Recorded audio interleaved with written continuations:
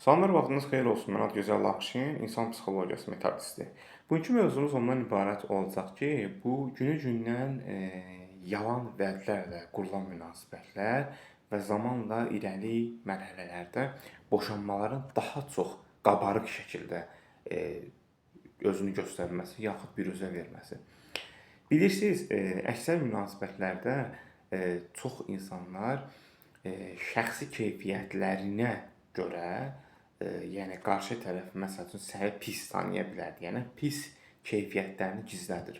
Daimi olaraq çox peşəkar, yüksək səviyyədə olan güya yalanla münasibətlər və qarşı tərəfi daima manipulyasiya edici, hansı ki onun səndən eşitmək istəyəcəyi ifadələr. Pis şey yox, yaxşı. Ki bu münasibət qurulsun və qurulandan sonra da baxırsan ki, getmir də, bu zor deyil axı. Bugün belə, sabah belə, artıq çirkindirici metaforizmlər yaranır.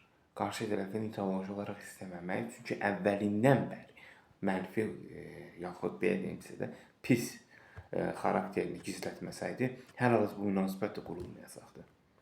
Və əksər insanlar da şəxsiyyət bazasını hər zaman gizli tutmağa çalışırlar və sonunda da bunun zərərini, ziyanını da təbii ki də çəkirlər. Belə. Çalışın hər zaman tam analiz edəndən sonra münasibət qurun.